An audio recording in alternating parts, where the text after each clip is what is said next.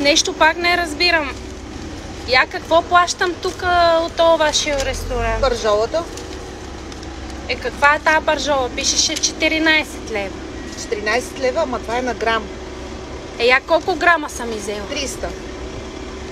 И сега колко ви дължим? 4200. Така 4200, я да не съм изяла цел глиган.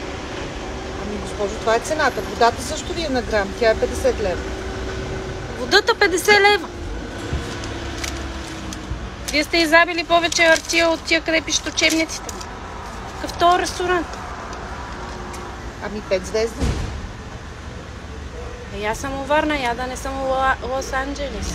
Във Варна също имаме хубави ресторанти. Каква е тази пържола? Рибай, телешко. Какъв този рибук, ма? Я не съм искала рибук. Такава сте си поръчали в менюто. Колко трябва да платим сега? 4200 лева. 4200 и 50 лева за водата. Да. Оти съм яла 300 грама пържола рибук. Да, не риба, телешко. Рибук, телешко.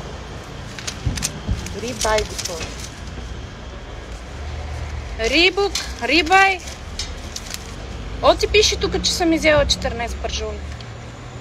Я няма да ви платим, вие чувате гласове. 14 лева ви е на грам цената. Не сте изяла 14 пържоли, а сте изяла 300 грама една пържола.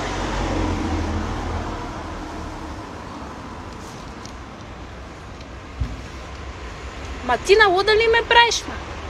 Коза. Госпожо, това са цените. Дадохме в меню. Аз ще фалирам. Я не мога да платим толкова лева за една пържола. Майко...